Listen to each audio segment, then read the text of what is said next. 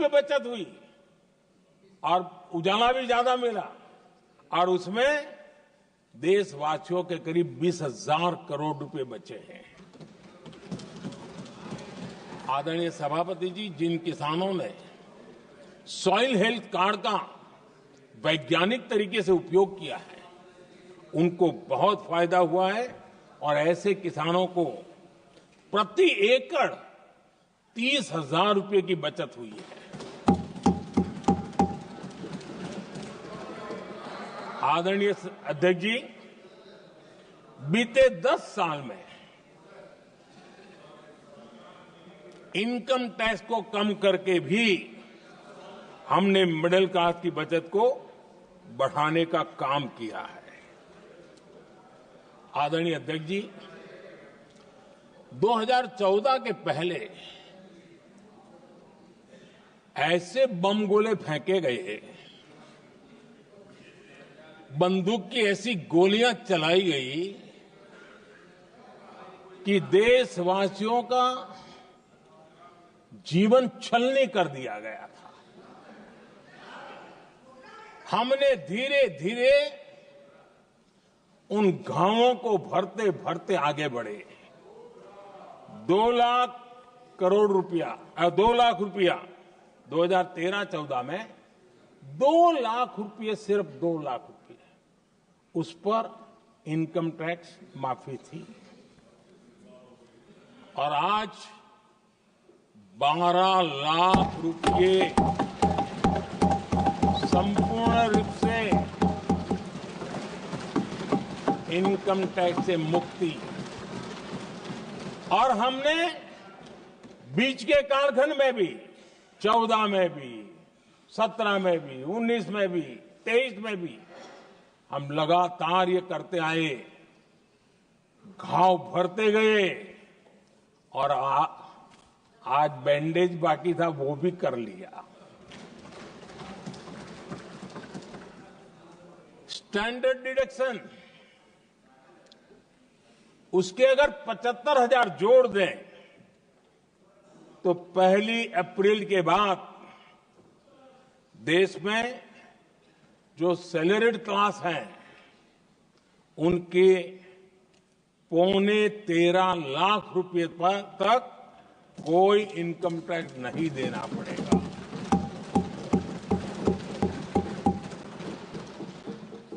आदरणीय सभापति जी,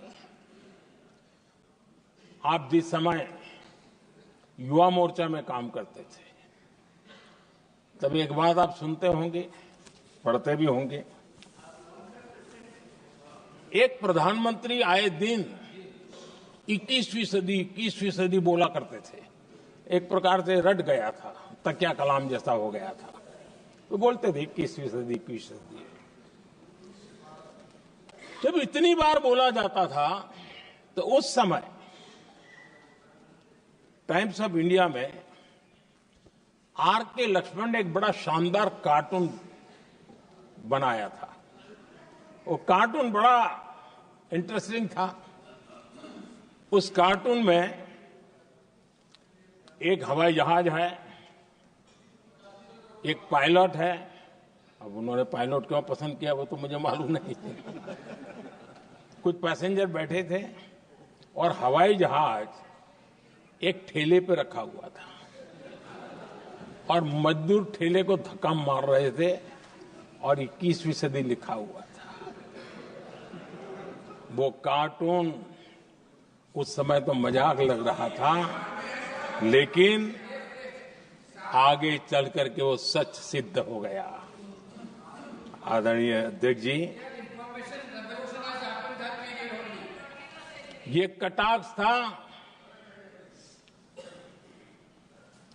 जमीनी सच्चाई से।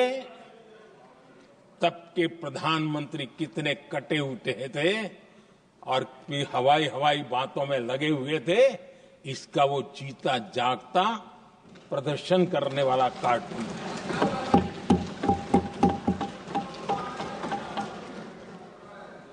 आदरणीय अध्यक्ष जी, जिन्होंने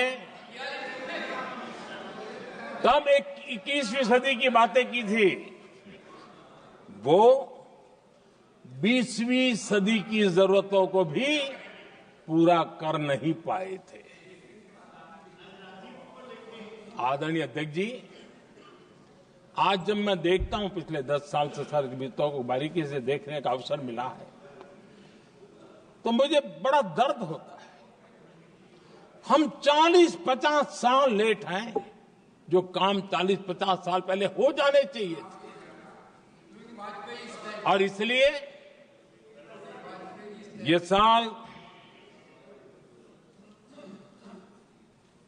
जब 2014 से देश की जनता ने हमको सेवा का अवसर दिया, हमने ज्यादा से ज्यादा युवाओं पर फोकस किया।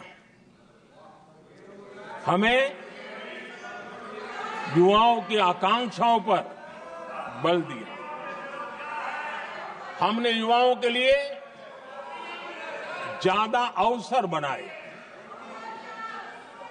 हमने कई क्षेत्रों को खोल दिया और जिसके कारण हम देख रहे हैं देश के युवा अपने सामर्थ्य का परचम लहरा रहे हैं। देश में हमने स्पेस सेक्टर को खोल दिया, डिफेंस सेक्टर को खोला, सेमीकंडक्टर मिशन लेकर के आए, इनोवेशन को बढ़ावा देने के लिए अनेक नई योजनाओं को हमने आकार दिया। स्टार्टअप इंडिया इकोसिस्टम पूरा डेवलप किया। और इस बजट में भी आदरणीय अध्यक्ष जी एक बहुत महत्वपूर्ण निर्णय हुआ है। 12 लाख की आय पर इनकम टैक्स की माफी, ये समाचार इतना बड़ा बन गया कि बहुत सी महत्वपूर्ण चीजों पर अभी भी कुछ लोगों का ध्यान नहीं गया है। वो महत्वपूर्ण निर्णय हुआ है, हमने न्यूक्लियर एनर्जी सेक्टर को ओपन कर दिया और इसके दूरगामी सकारात्मक प्रभाव और परिणाम देश को देखने के लिए मिलने वाले हैं। आदरणीय अध्यक्ष ji, AI, 3D printing, robotics, virtual reality की चर्चा हम तो गेमिंग का भी महात्मा क्या होता है इसके लिए भी प्रयास करने वाले लोगों में से। मैंने देश के नौजवानों से कहा है कि दुनिया का गेमिंग क्रिएशन का, क्रिएटिविटी वर्ल्ड का कैपिटल भारत क्यों न बने। और मैं देख रहा हूं बहुत तेजी से हमारे लोग काम कर रहे हैं।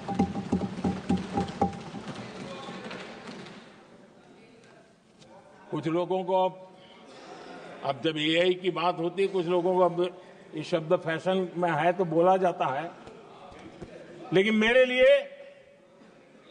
सिंगल एआई नहीं है, डबल एआई। भारत की डबल ताकत है। एक एआई आर्टिफिशियल इंटेलिजेंस, दूसरा एआई एस्पिरेशनल इंडिया।